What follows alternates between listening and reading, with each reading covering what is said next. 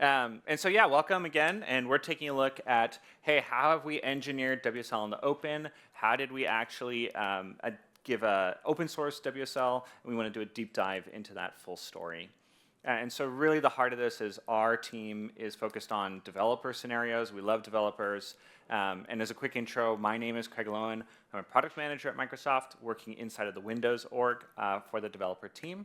I'm also on Windows. I'm a product manager on the developer experience team along with Craig, and we focus on great things on Windows for developers. So here's just some of the things we work on. So it's WinGet, our open source package manager. So we'll give a quick demo of that. Microsoft Power Toys, which is our utilities for power users, advanced users, also one of our incubation beds for Windows. Windows Subsystem for Linux. Shocker, that's what this talk is about. And then the Windows terminal also. Best of all these projects are open source. And this is just a couple of the open source projects we run. They are all top 25 projects. So terminal is number 4, Power Toys is number 2. In the Microsoft org. Microsoft org. Yeah. So. And really, we want to celebrate, if you haven't heard the news, we've open sourced the Windows Subsystem for Linux and the code that needed to run WSL2 type distros. That's available at that link on the screen. And today's talk is going to be focusing on basically 3 things around that. The first is celebrating that news, because really it's a community effort. We open source to join with the community. It's directly because of the community that we're able to go do that.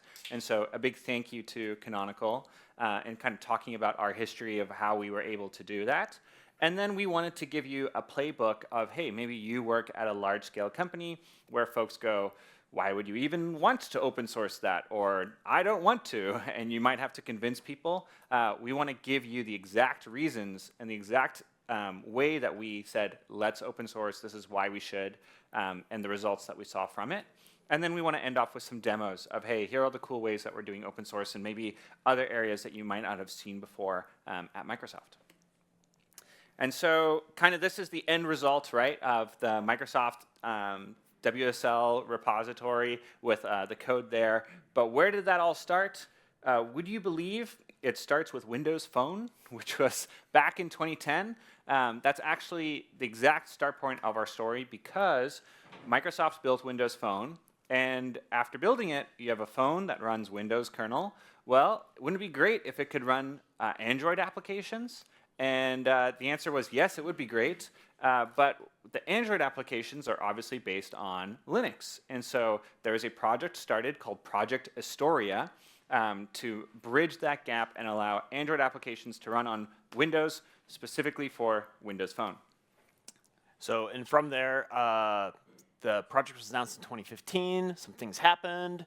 And then the project was actually repurposed because they realized, hey, this would be really useful on the desktop to run Bash and Linux events. So we announced Bash on Ubuntu on Windows, and this is exactly why you shouldn't let marketing name stuff. And then we renamed it a year later, and when it exited beta, to Windows Subsystem for Linux. Yay! Yeah, exactly.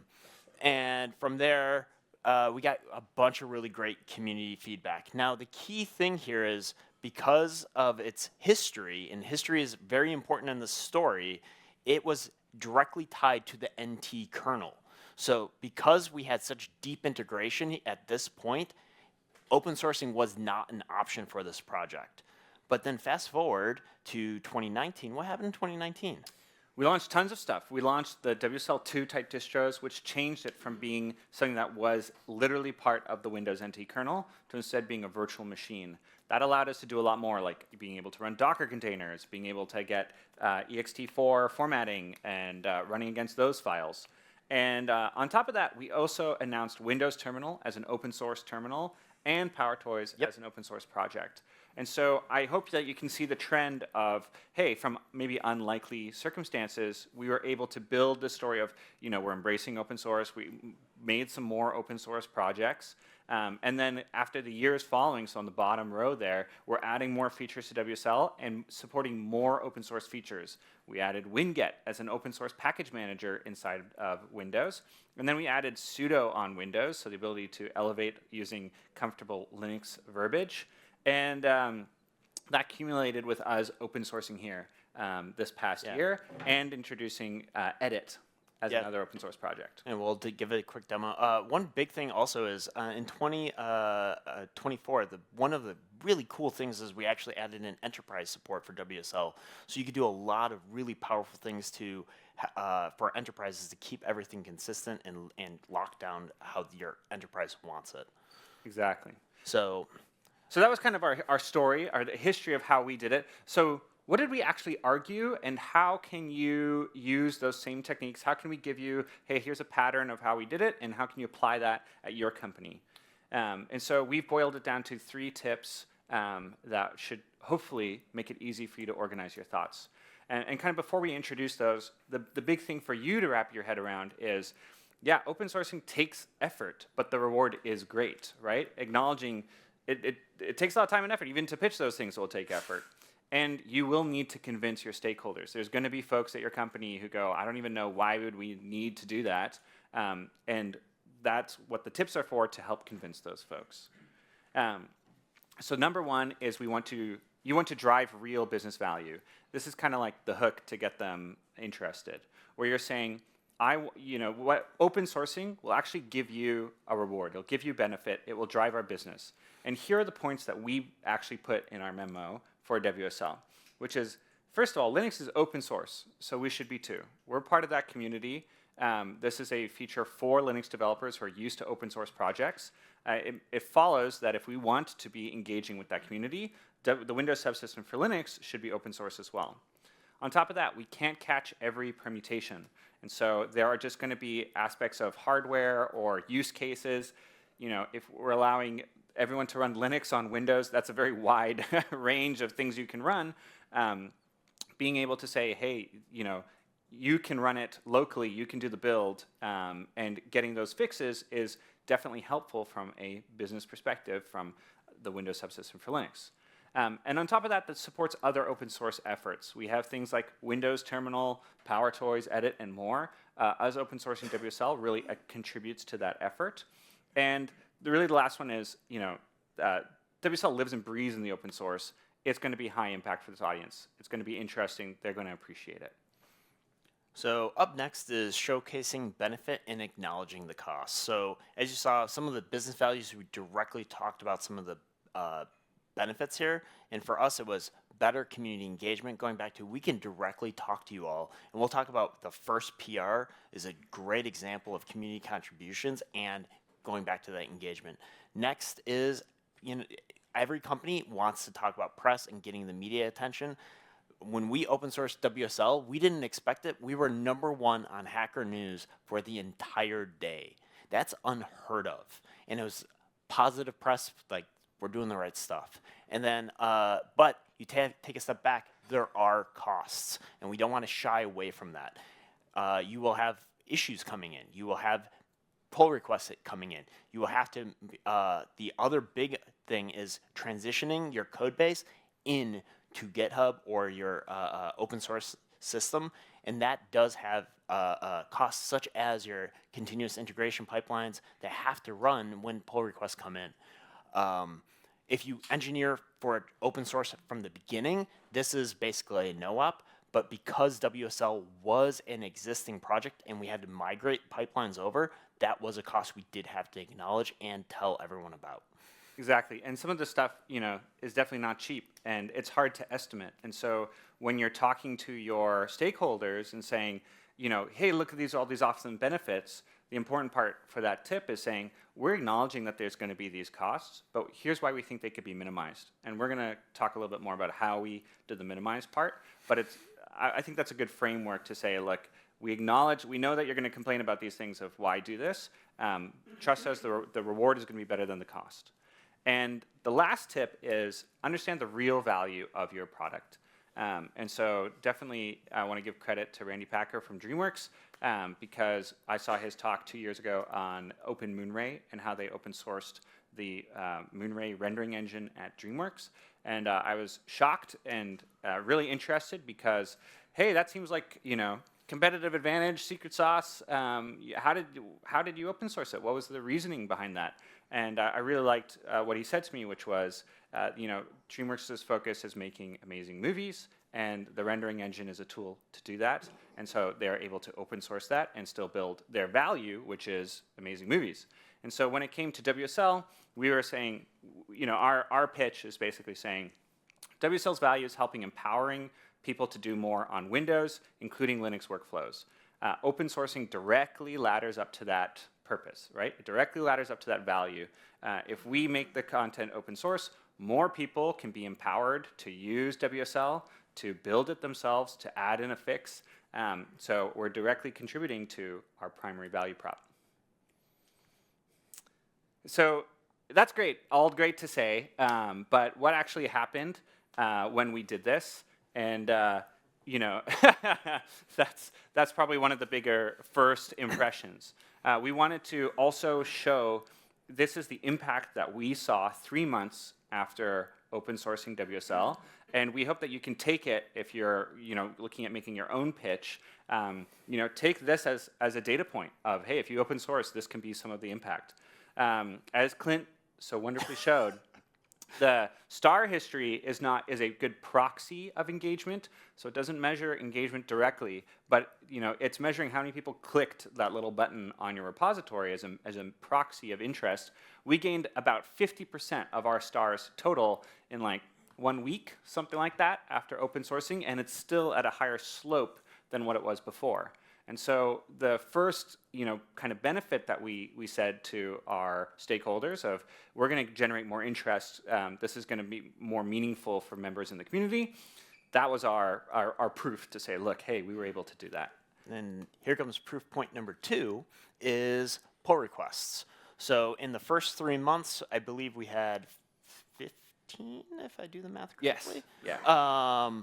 And in those in the first 3 months, we did decline 2 pull requests, but everything else was clear clear value to the product. And the big one I do want to call out is the first pull request was at Docker by Craig Gumbly.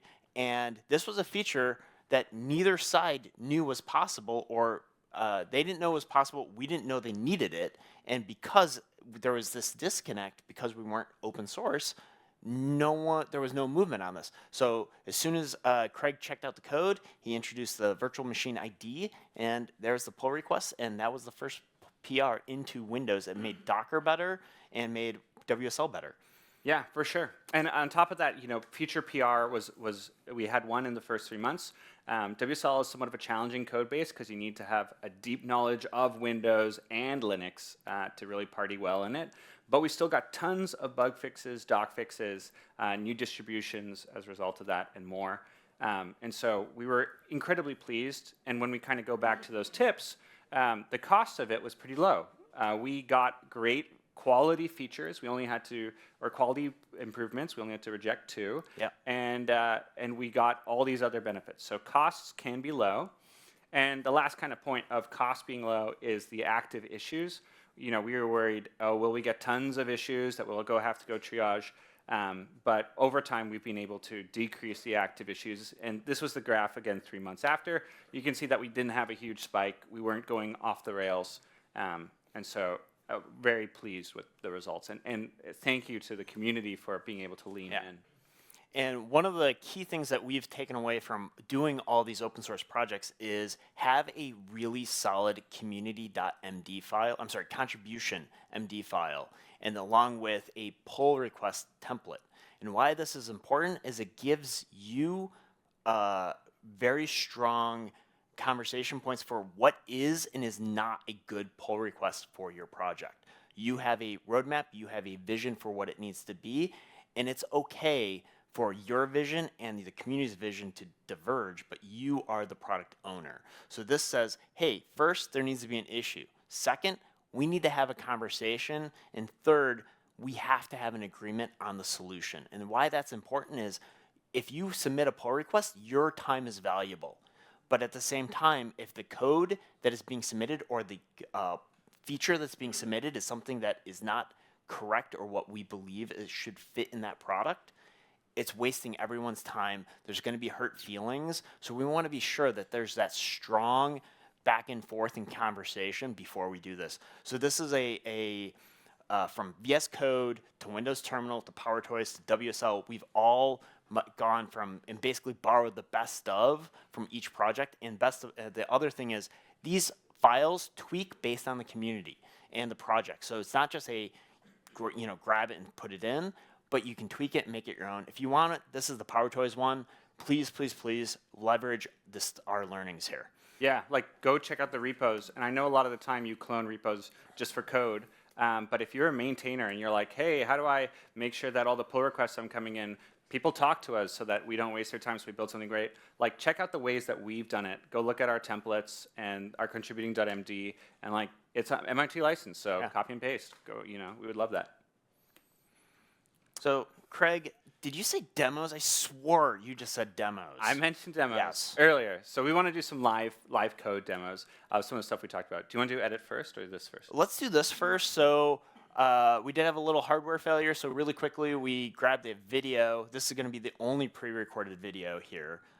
Craig, you're going to have to go walk through what you're doing right now. For sure. So we want to show you some unreleased code. This is public on the PowerToys repo, but I want to walk you through exactly what it is. We have a really cool feature called Advanced Paste. Advanced Paste lets you take any format that you have and paste it in any other format. That's the goal. So for example, let's take I take a screenshot on Windows and I want to paste that into File Explorer. I can just hit Shift Windows key V and I can paste that as a file. But we're also working on other interesting things. We're doing some AI work inside of Advanced Paste because it's actually a really great use case for AI where you just want to explain, paste it like this. And so let's take a look at how that works. So behind the scenes, we're using a tool from Microsoft called Foundry, Local Foundry. This is a tool that you can run locally, and it shows you a bunch of different local AI models, so small language models. Things like Quen, Phi, and more. You can run these on your CPU, on your NPU or GPU. Today I'm going to be using a CPU model. And we have that running in the background, so I have that installed. And you can see when I go, excuse me while I click the wrong area. And you can see when I go and check out the model list, I have the Quen model selected here. So I actually have a local small language model that can run on my machine to handle some of these requests. So what does the user experience actually look like? Well, we're going to switch from building the settings module of PowerToys, and we're going to instead build the advanced paste module. I'm going to go, and when I recorded this, I was going to use an online editor, and I said, you know what? Let's use VS Code instead. That'd be more fun. So I copied what I had there, opened it up in VS Code, and here's the text that I have. So what you can see is I have a markdown table, and I have dirty data inside of product name. Everything's misspelled. There's some garbage in there, and I really want to quickly edit it. And so I copied this onto my clipboard, which is a very natural gesture. And normally in the product, you would hit Shift Windows key V is the hotkey we have, and you get this screen. So you get a little paste module, and it can. At the top, you can describe what format you want. So that's the end goal. We want you to be able to type, paste it like this, and then it just knows what to do. But since not everyone wants to use AI, and there's also considerations with it, we have different providers. So you can use an online provider like OpenAI for more powerful operations. But now we're also saying, hey, you can use a local model as well. And below it, you can see there's operations here like paste as plain text, paste as markdown, a JSON or a text file. Those are all just totally local. So you don't even have to use AI to use those. It's really just trying to be like a Swiss Army tool for converting all of your formats. And so let's do a difficult ask here. I'm going to say, please fix the spelling mistakes, and ironically make one, and add a rating column to this table. And so I go ahead and hit paste. What's happening in the background is it's spinning up that local model. This is running on CPU on my machine, so that's why it's a little bit slower. Also, it's a laptop that we're demoing on. If you have a GPU at home, it can be a lot faster. And then it's going to show us the output, the preview. And so it's gone ahead and edited successfully all of the table, and it's added that rating column with some sample data for me. And so the end goal of this feature is, hey, we're experimenting on Windows of different ways that we can make the desktop more powerful. That includes using some cool AI tools. And we want this to get to a place where we'd actually love to have it in the OS once it gets more formalized. So this is a great area where you as the community could go and say, hey, that's kind of a cool use case. Either I can port it to Linux and use it, especially using local models, or I could contribute maybe another feature of, I think this would be great as a local action inside of it. And some of that work can actually end up in the Windows operating system at the end of the day, which is pretty neat. And so that's advanced paste. Yep. Let's jump ahead and show off the next other open source thing. So up next will be, we're going to boot up terminal here, and I'm just going to start up edit. So edit is the TUI. It is a text line editor in the CLI. You have full mouse control, everything here. But if you like command line, you can do command line also. I have a folder called demo files because I'm super clever. Nice. And then because I'm lazy, I'm also going to use the mouse here. So that quick, it loads. This is all written in Rust, and it can load files that are 4 gigabytes just like that also. Because we had to switch laptops, we don't have one of those giant files. But you can go use your scroll bars, everything you want, just works. And that's the key thing. It's designed to just work. Now, one of the best things is when we open source this, the Linux community said, hey, that's cool. And then they created a pull request to make it work on Linux. So now we ship a binary also when we release for Linux. So if you want it, great, use it. It's fantastic. So next we're going to talk about WinGet. Now this was going to be really funny because I was going to install Emacs on Craig's computer. I like Vim. However, it's my computer, so I'm going to be a little bit more careful. So WinGet is the package manager built into Windows. It's very similar to apt-get, but you can search for Ubuntu if you wanted. I'm going to actually continue with my joke for Emacs. And it's going to quickly go out, grab it, and then if I wanted to install it, just, with natural language, just gnu.emacs. And what's cool is it's a community repository Yes. online, right? And so if you have any Windows executables that you would like to show up in this, you can basically just open a pull request to add it, and it will show up in this list once it's vetted. So if I hit enter, it would fully install it. Now, the other thing you can do is also update. So if you did update --all, it would update every app that was on your computer that didn't need an update, or you can target an individual package. Well, this is kind of like what a regular package manager can do. Yeah. And so let's take a look at something maybe a bit more opinionated, because they have a cool feature of WinGet configure. Okay, so next would be configuration. So we've introduced a concept called desired state configuration. And what that is allows a deterministic way to configure your computer. And why is that important? Well, hey, we work on Windows. One of the things we do constantly is reformat our computers when we get certain builds of Windows that require a full reformat. So if you are like us, where we're loading in lots of developer tools, lots of configurations, we're very opinionated on how everything looks. We want things to work and look correct. So what I did was I created a bunch of files. These are actually my real configuration files here. So I do Windows settings, Office, general software, and my dev environment. These were going to be me messing with Craig, and now I have to mess with my own computer, sadly. 1 minute left, so we can just show it really quick. So I'm going to go, cd demo files, and then I'm going to do winget configure, and I think that's the right name. So it's going to go out, it's going to read the file, be sure everything is correct here. And what you're going to see is here's what it's going to run. You're going to really quickly say, hey, I'm going to show my file extensions, turn on hidden files. But the more important thing is you're going to see task view, search box, and WinGet button, or the widget button all turn on. So yep, I want that. Yeah. So you're going to see down here, boom, just like that. So it actually went in, said, hey, here are the things that need to get changed. Good. I'm going to go set it. Good. Then it's going to test it. Right. And so now you know when you run this, it's just going to work. So I'm going to go back here really quick, and I'm going to reset my computer. It's that simple. So this is just a variation of that same file. I hit yes, and it's going to go back, and you'll see all those things reset back to where they were. It's that simple, and you can see exactly what it is. It's in YAML. It's a declarative format. You can share these files as you wish. So like PowerToys, we have a configuration file because of all the needed software to build PowerToys along with others. So thank you very much. Thank you for your time. And please check out the WSL and other open source projects. Thank you. Yeah, thank you.